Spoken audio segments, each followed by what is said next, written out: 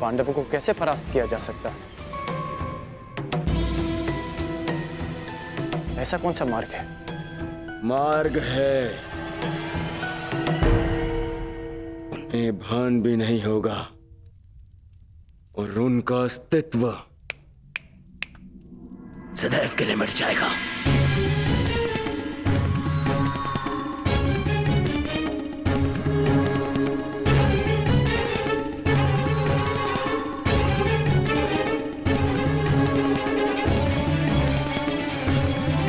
और वो दुर्योधन के कहने का तात्पर्य यह है कर्ण कि शत्रु को भान नहीं होना चाहिए कि उन पर आक्रमण की तैयारियां हो रही हैं। और युधिष्ठिर अब कोई सामान्य कुमार नहीं है, युवराज है, युवराज।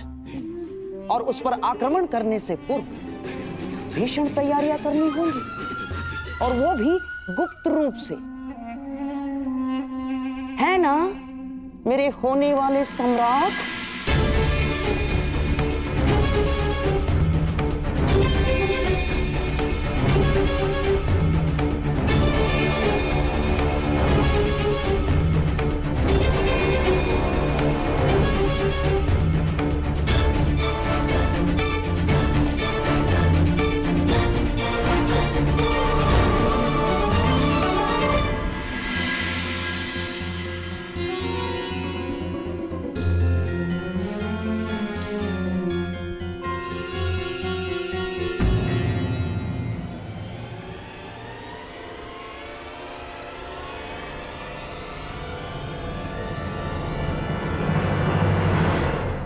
गुप्त रूप से क्यों?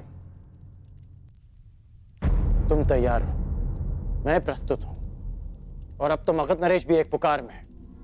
सहायता के लिए प्रस्तुत हो जाएंगे मित्र। हाँ मित्र, जरासंध विजय पर मैं तुम्हें बधाई देना तो भूल ही गया। अद्भुत अद्भुत कर्ण, तुमने मगध नरेश को पराजित नहीं किया है, बल्कि दुर्योधन के विश्वास को जिताया है। ये मुकुट तुम पर बहुत शोभा देता है कर्ण। मित्र, मैं भी तुम्हारा हूं, ये मुकुट भी तुम्हारा है। ये मुकुट मेरे लिए महत्व नहीं रखता, मेरे लिए केवल एक बात महत्व रखती है, कि अति शीघ्र ही मेरा मित्र हस्तिनापुर के सिंहासन पर विराजमान हो।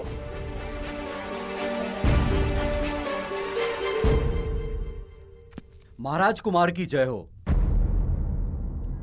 भूगत ग्राम में विकट समस्याएं आ गई हैं।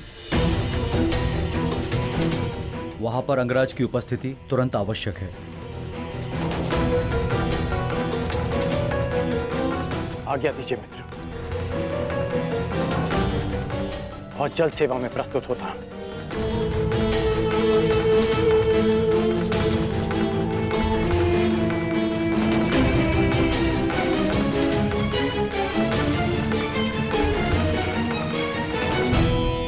क्या बात है मामा, क्यों रोका मुझे आपने? क्या आपको कर्ण की मित्रता और निष्ठा पर संदेह है? ना ना ना ना ना ना, कर्ण की निष्ठा पर मुझे कतई संदेह नहीं ना, परंतु उचित और अनुचित को लेकर उसके विश्वास पर भी संदेह नहीं। समझ गए? और हां, कर्ण को हम बुलाएंगे, अवश्य बुलाएंगे, किंतु तब जब हमें एक योद्धा की आवश्यकता होगी। हाँ, कर्ण केवल एक युद्ध का पासा है दुर्योधन, केवल युद्ध का पासा। षड्यंत्र के चौपट में उसका कोई स्थान नहीं ना, इसीलिए उसे इस योजना से दूर रखना ही श्रेयस्कर होगा। समझ गए? वाह वाह वाह।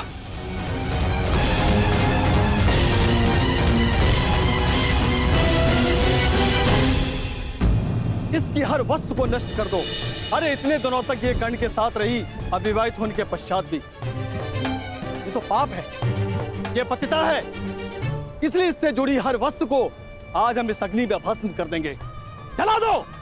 और नहीं तो क्या, हमारी भी पुत्रियां हैं, और अगर इसे दंड नहीं दिया गया तो इन्हें भी अनुचित करने की प्रेरणा मिलेगी।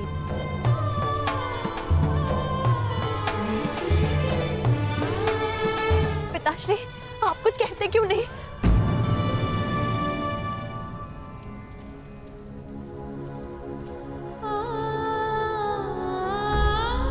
पिताश्री,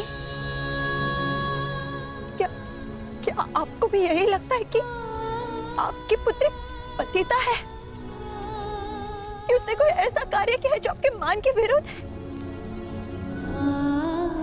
क्या आपको ऐसा लगता है पिताश्री कि आपकी पुत्री अपनी मर्यादा को पार कर सकती है?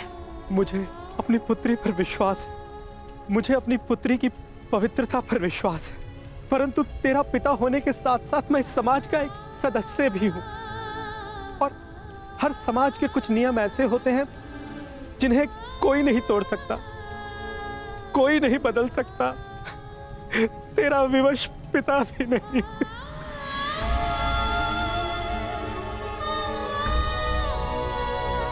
जला दो इसकी सारी वस्तुओं को और इसे इस भुगत ग्राम से बाहर निकाल दो। यहां पर इसके लिए कोई स्थान नहीं है।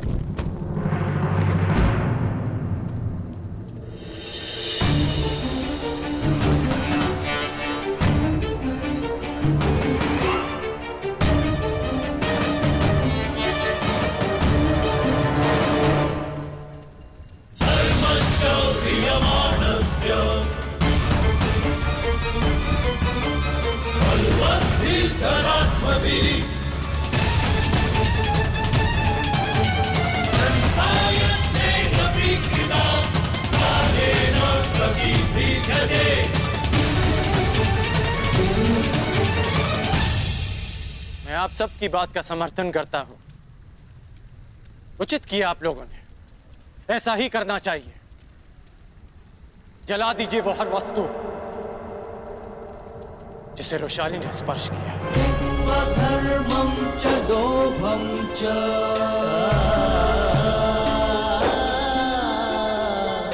मोहं च भ्रमस्थितः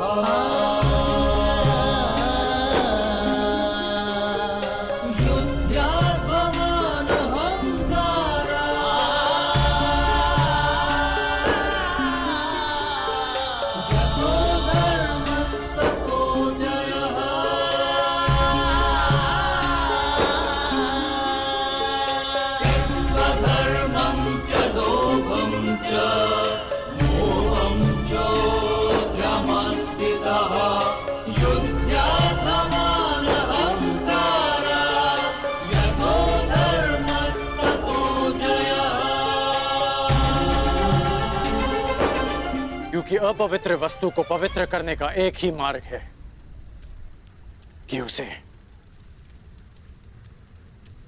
पवित्र अग्नि में समर्पित कर देना चाहिए।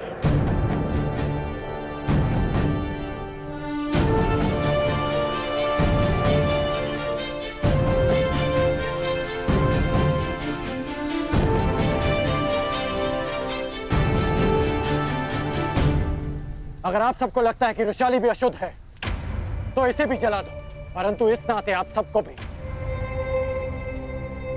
इस अग्निकुंड में कूदकर अपने प्राण दे देने चाहिए, क्योंकि आप सबने भी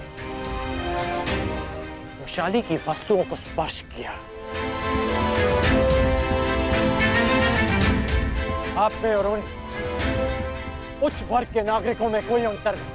वो आप पर अनीति करते हैं क्योंकि वो आपसे अधिक शक्तिशाली हैं, और आप रोशाली पर अन्याय करते हैं क्योंकि आपको लगता है कि वो आपसे दुर्बल है। हाँ, रोशाली अविवाहित है, परंतु विवाहित तो मैं भी नहीं, और हम दोनों साथ थे। फिर आपने केवल रोशाली का बहिष्कार क्यों किया,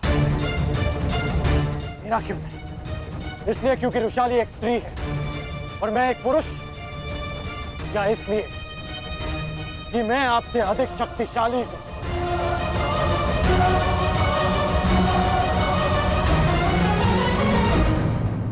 आपने कहा था कि आपकी भी पुत्रियां हैं, फिर आप ऐसे कैसे कर सकती हैं? मुगध ग्राम की हर पुत्री को रुशाली से प्रेरणा लेनी चाहिए कि उसने हम जैसों के उत्थान के लिए, हमारे सम्मान के लिए इस संघर्ष में हमारा साथ दिया। रुशाली के कारण मुगध ग्राम का अपमान नहीं, सम्मान बढ़ा है। आज मेरे मन में खेद है। खेद है कि हमारी दुर्दशा का कारण स्वयं हमारी अपनी सोच है। ठीक कहा आपने, ठीक कहा कि यह स्थान रुशाली के लिए नहीं, क्योंकि उसमें और आप में बहुत अंतर है। जब भी आपको देखता हूं तो मन धुतकारता है कि मैं किसके लिए संघर्ष कर रहा हूं, और जब भी रुशाली को देखता हूं तो अनुभव होता है कि हाँ, मुझे उसके लिए संघर्ष करना है।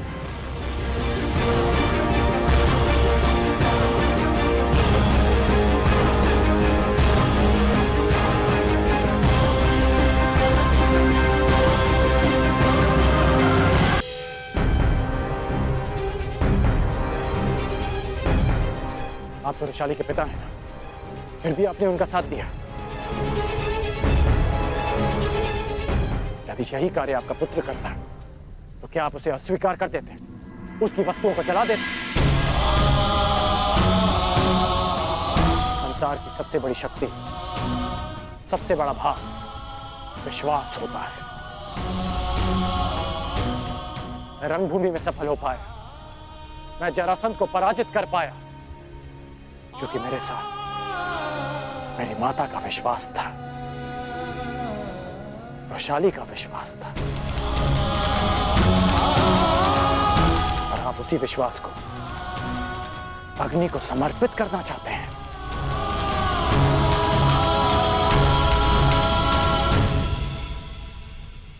मुझे रुशाली पर विश्वास है, उसकी पवित्रता पर विश्वास है, उसकी महानता पर विश्वास है। कर्ण को हर स्त्री की शक्ति पर विश्वास है। रुशाली अब यहां नहीं रहेगी। रुशाली अब मुगध ग्राम में नहीं, अंग देश में रहेगी। वो अंग जो समानता में विश्वास करता है, वो अंग जो परिवर्तन का प्रयास करता है।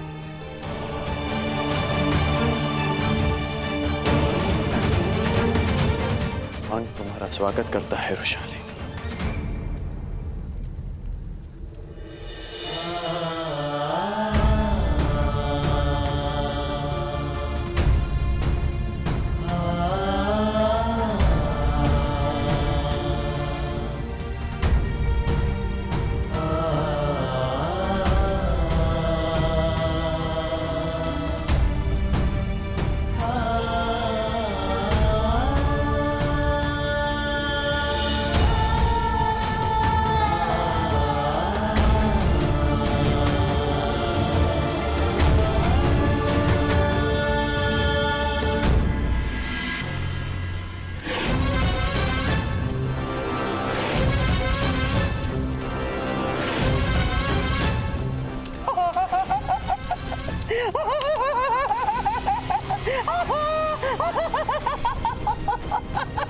अद्भुत, अद्भुत रोचन।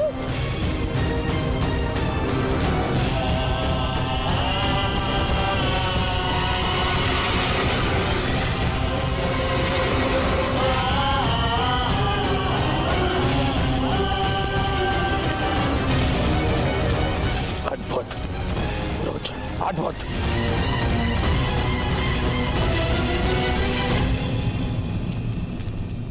परंतु क्या ये लक्ष्य ग्रह भी इसी लघु स्वरूप की तरह कार्य करेगा? निसंदेह महाराज, सर्प जितना सुंदर हो उतना अधिक विषैला होता है। इस लक्ष्य ग्रह की सुंदरता इतनी होगी कि आपके शत्रु इसमें रहने का मोह नहीं त्याग पाएंगे। कुछ त्यागेंगे तो अपने प्राण, क्योंकि इस लक्ष्य ग्रह में लगी अग्नि का ताप असहनीय होगा। ज्वाला इतनी शीघ्रता से फैलेगी कि उन्हें बाहर निकलने का मार्ग नहीं सूझेगा। तो निर्माण प्रारंभ करो पुरोचन। जो आज्ञा राजकुमार।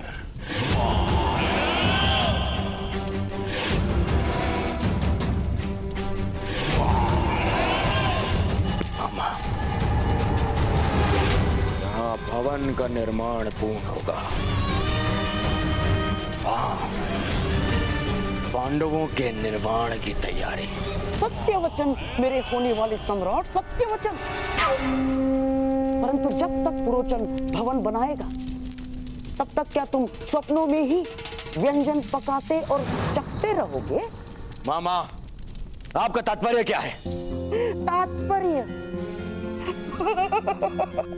तात्पर्य मार्ग में कांटे सबको मिलते हैं। एक मूर्ख यात्री केवल कांटों को झाड़कर आगे बढ़ जाता है, परंतु एक बुद्धिमान यात्री कांटों के वृक्ष को ही समूल नष्ट कर देता है, समूल, ताकि कोई दूसरा कांटा जन्म ना ले। दूसरा कांटा? हाँ मेरे होने वाले सम्राट, दूसरा कांटा। मान लो ईश्वर की कृपा या नियति के पक्षपात के कारण पांडव लाक्षागृह से बच निकले तो?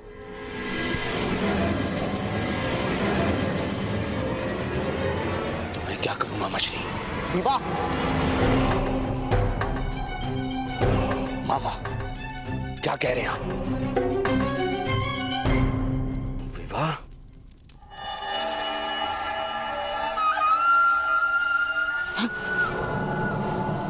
विवाह, और वो भी युधिष्ठिर से पहले, ताकि कुरुवंश की अगली पीढ़ी में ज्येष्ठ पुत्र तुम्हारा ही हो। सोचो, यदि तुम्हारा जन्म पहले हुआ होता तो उत्तराधिकार में पांडवों का पक्ष शून्य होता, शून्य। पांडव नामक कांटे के वृक्ष से अगला शूल तुम्हें न चुभ जाए, इसलिए युधिष्ठिर से पहले तुम्हें विवाह करना ही होगा।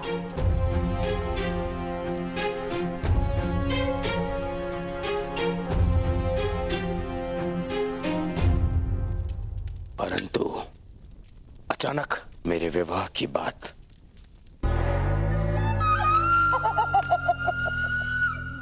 मामा श्री, राजनीति की चौसर पर अंतिम चाल क्या होगी, ये पहली चाल चलने से पूर्व ही सोच लेना चाहिए दुर्योधन। गुप्तचरों से सूचना प्राप्त हुई है कि कलिंग के कन्या के स्वयंवर का न्योता कल राजसभा में आने वाला है, और कलिंगवासी युद्ध कौशल के लिए विख्यात है।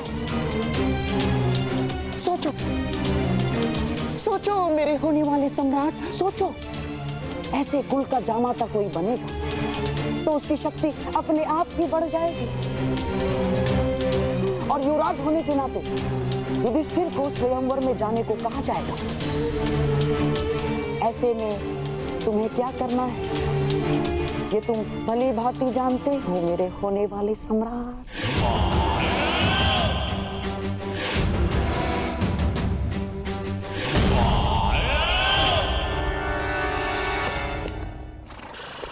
तुम जानते हो ना कर्ण, तुमने क्या किया है?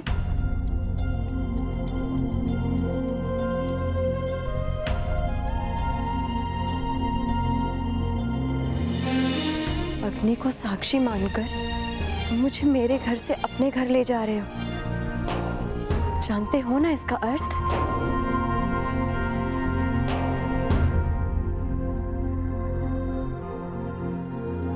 क्या तुम सच में मुझसे विवाह करोगे?